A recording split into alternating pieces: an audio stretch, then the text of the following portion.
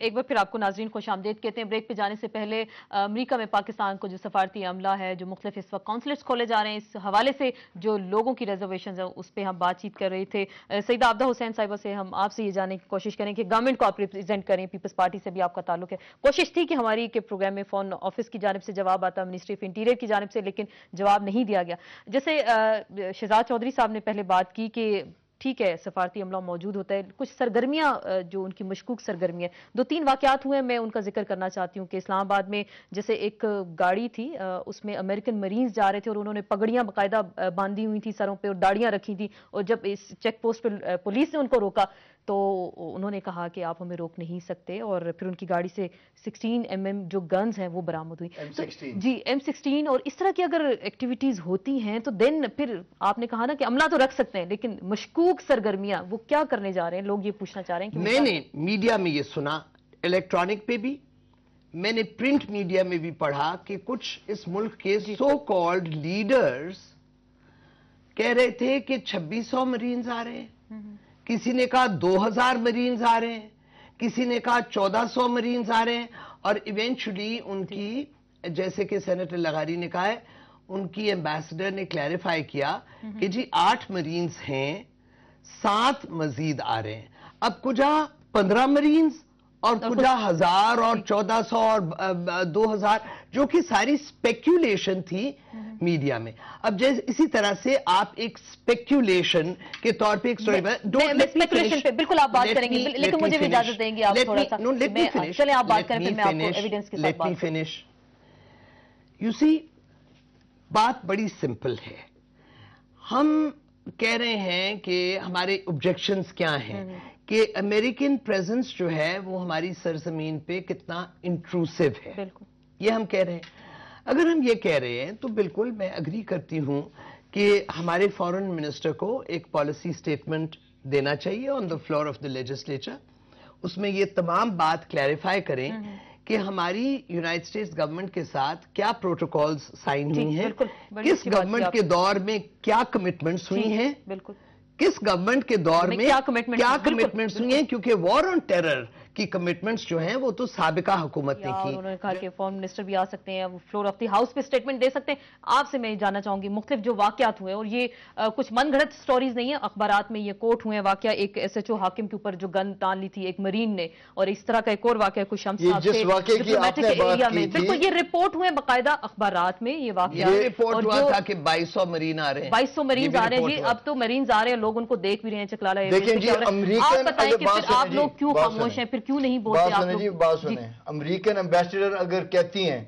کہ 8 سے بڑھ کے 15 ہو رہے ہیں تو اس کا یہ مطلب نہیں ہے کہ ہم ان پہ ایمان کامل کرنا شروع ہو جائیں۔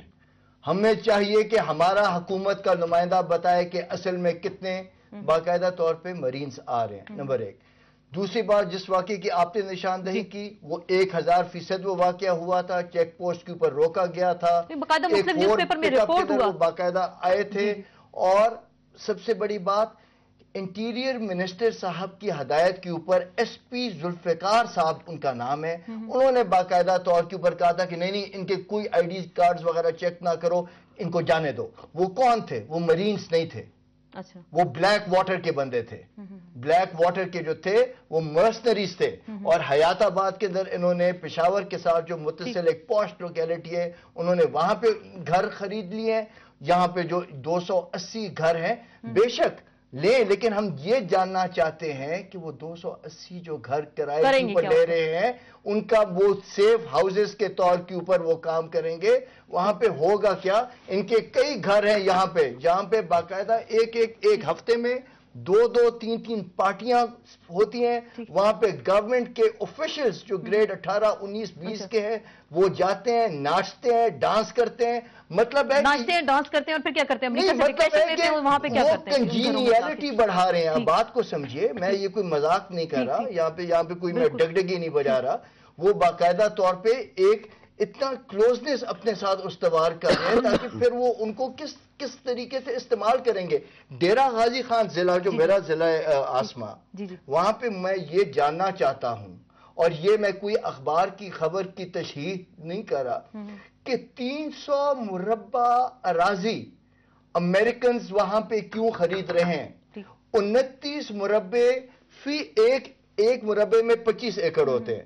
29 مربع خریدی گئی، اوسط بے 5 لاکھ روپیہ فی ایکڑ کے حساب سے. میں جاننا چاہتا ہوں کہ ڈی سی او ڈیرہ غازی خان اس کا جواب دے اور بتائے، کیونکہ ڈیرہ غازی خان میں بہت وہاں پہ ہماری ایٹمی تنصیبات ہیں. بالکل آپ کہہ رہے ہیں ان کو پتہ ہے اس طرح کی ایکٹیویٹیز ہوں گی. ٹھیک ہے، ایئر مارشل صاحب سے بھی پوچھ لیتے ہیں، ان سے بھی ہم بات کرتے ہیں. آپ نے دیکھا ہوگا کہ اگر سفارتی عملہ آتا ہے، اور جیسے کہ احمد بلال صوفی صاحب کا کہنا تھا کہ اسٹیٹ کی رسپانسبلٹی ان کو سیکیورٹی پرووائڈ کرے. سیکیورٹی تو چلیں اگر پاکستانی اسٹیٹ نہیں دے دیتی یا ان کی کچھ کولیشن ہے اس طرح سے امریکہ کے ساتھ، لیکن 80 کے قریب جو بلٹ پروف گاڑیاں یہاں پہ آ رہی ہیں اور بوم پروف ہیں، بلٹ پروف ہیں، وہ گاڑیاں جب نکلیں گی اسلام آباد میں فارمیشن کے تھرو، مطلب میں ایک ورڈ یوز کر رہی ہوں، فارمیشن میں جائیں گی تو کدھر چڑھائی کریں گی؟ سائمہ میں آپ کی بات چیک کروں گا، 80 نہیں ہے، 180 ہے. اچھا 180 ہیں، چلے جو ایویڈنسز ہمارے پاس آئے ہیں تو اس میں اگر یہ گاڑیاں آئیں گی، جی ایچ کیو پہ چڑھائی کریں گی، کہوٹا کی جانب جائیں گی، لوگ یہ جاننا چاہتے ہیں اسلام آباد کی سڑکوں پہ امریکی مرینز کیا کریں گے؟ میرا مطلب ہے کہ تقریباً آدھا ملین